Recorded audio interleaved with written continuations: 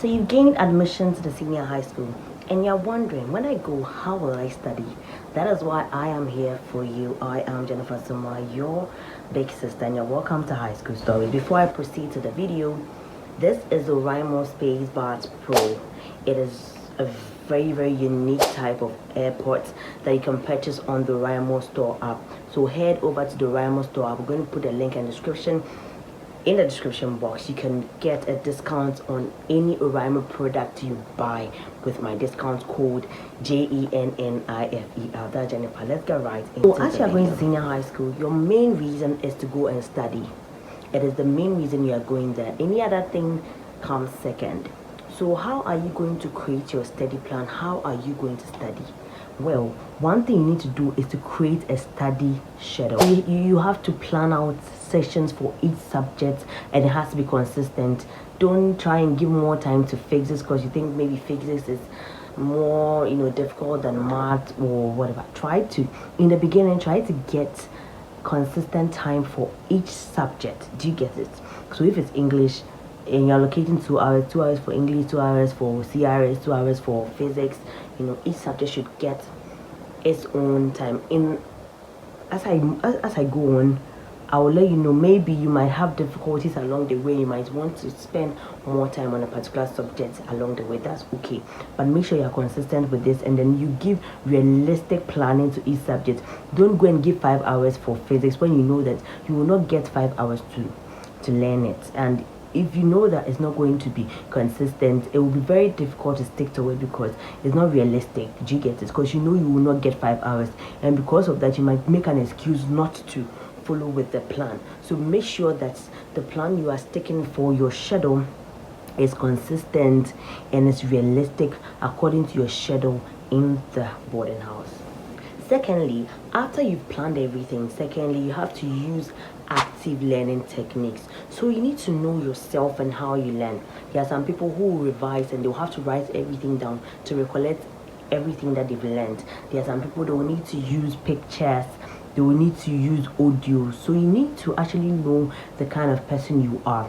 You can go online and try a lot of these learning techniques and look at the one which resonates with you so that you can stick to that learning style, because we are all not the same. There are people who will sit there for 5 hours to cram something the night before an examination, and they'll be able to write the exams and pass. You follow them, you go there and you mess up because you need maybe extra time to understand. There are even some people who go to class and they don't even need to come back to study.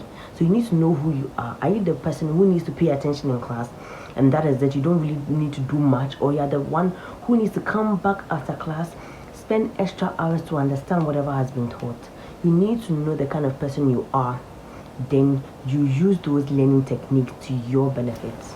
So I'm still on this. You have to practice effective note taking. So it's still on your learning style. You have to know your learning style and know how to take your notes. There are some people, when you're reading from a book, they will need to bookmark it, use the highlighters to indicate the very important words, so that when they are going through, they will just see the important words and then that's it for them.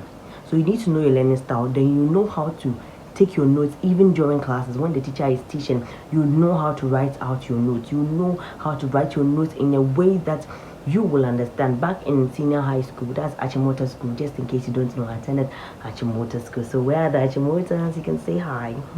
Anyway, back in senior high school, it was so difficult for me to give my notebook out to someone because I write the notes to my understanding. If you take my notebook, you might not understand what I've written. Do you get it? So write it in the way you understand so that it will be easier for you to also learn. Another step is you need to also review and regularly go through the notes or whatever you are learning. You cannot just learn today and leave it and come back 1 month later and expect to recollect everything. No. Make sure that before you start any new topic or any new session, you go over what you've learned previously, so that you'll be sure that you've been able to grasp or you've been able to maintain whatever you learned earlier. Because if you just keep on going, go back and forth, you come back and you don't even remember what you learned the first day. And at the end of the day, that's going to be a waste of time and effort. So whenever you are going to a new subject or a new session, make sure you try and recollect the previous things you have learned. One thing that can also help you is to use visual aids. As I said, some people's learning style would even let them use the aids, visual aids, because that's what helps them memorize. You can go more and Google on learning types and techniques so that you will know which ones suit you best. But there are some people, they will have to write out certain things, map out certain things in the form of a Venn diagram, a diagram or something, so that during the examination they will be able to picture that thing and then they get a solution to their answers. Another method that's going to help you is to try and teach someone else. You can only teach someone else if you understand the concept, if you understand the topic you are learning. If you don't understand, you can't teach someone else, right? So the best thing for you to even know whether you understand, because sometimes you might think, oh, you've grasped the concept, you know the method, you know the solution to this math problem until you take a pen and a paper, or until someone asks you to explain the x, dy, this, then you are found wanting. So one way you can also learn and also regain whatever you've learned is to try and teach someone else. Teach your friends. When you learn something you understand, try and teach someone. If someone has a challenge with that thing you have an understanding with, teach someone. The more you teach someone, the more you gain more understanding, and even the person might even give you something more in addition to whatever you've learned, and it's going to get you more knowledge. One thing you can also do is to use mnemonic devices, that is using acronyms or abbreviations. So if it's like a procedure, a method, and it's very long, you cannot remember, maybe it's TTH, whatever, then you use a mnemonic, something that will help you to remember it easily. So maybe the method goes in maybe T. The first one is maybe trust. The next one is maybe emulate. The next one is maybe administration. I'm just saying random words. Then you see when you follow it in that order, it is TEA. So when you get to examination hall and they ask you a question about that, you remember, oh, T. Then it will help you remember the first letter of every method. So those are mnemonics. You can also read more about them. Try and use all those mnemonics and abbreviations in the process of learning, especially for complicated things that is so difficult to grasp. Maybe you are not really understanding them, but you need to also recollect them for examination purposes. Then you use the mnemonics or abbreviations. One thing that will also help you in your learning is to get enough sleep. You cannot always be waking up at dawn. You go back and forth, go to class, come back from class, no siesta, you will not sleep, you go back to prep, going back and forth, you don't really sleep, maybe because you want to learn. So maybe 1 hour sleep, or you don't even sleep throughout the night at all consistently. No, it will not help you. If you don't give your body a break, it will take a break on its own time, and it might not be convenient for you. So try as much as possible. As you are learning, you are also resting. That is why you need to cut out unnecessary things, because the time that you can be resting, sometimes during siesta, rest hour or something, you might be chatting.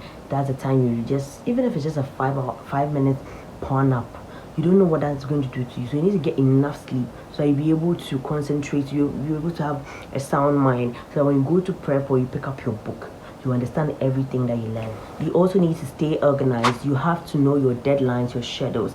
Maybe you've been given an assignment, you're supposed to submit in a week time. You didn't even pen it down. You don't even know when you're supposed to submit the assignment to even do it on time. So the night before the assignment is supposed to be submitted, you are in a rush because you didn't even know that you were supposed to submit the assignment the next day. That is not good. Even if you do a good work, because you're in a rush, you might not be able to achieve whatever you want to achieve. So one thing you need to do is to stay organized. Make sure that you are always sticking to schedule, to deadlines, and organize even your space, your learning space. Don't make your place to be so cluttered. No, it has to be decluttered. Your place has to be, spacious, airy, not things, biscuits and snacks all over. Everything should be organized. It will also give you that peace and also affect you when you're learning.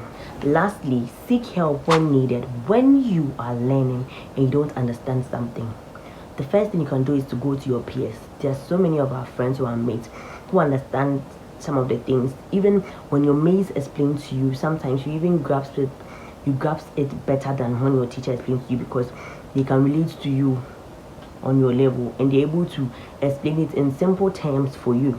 The teacher might be way high here trying to explain, but your mate will be able to break it down for you to understand. You get it? So seek help when needed. If you don't have anyone to explain to you, maybe you don't have friends or mates who are doing your course, and you might want to seek the help of the teacher. Why not? When you walk up to a teacher and tell him or her, oh, say I don't understand this concept, I would be glad if you would teach. That is after you've gone to your mate and your mate has not been, like, it's not able to help. Yeah, then maybe you go to your teacher and let him or her know that you're having challenges with this particular course or maybe with this particular topic, so that when he even comes to class, he will know how to relate with you and pay attention to you, so that you understand everything. At the end of the day, if you follow all these things, you really have a successful stay in school. So that is all for this week's video. I know I've been missing in action, and I promise I'm going to be consistent.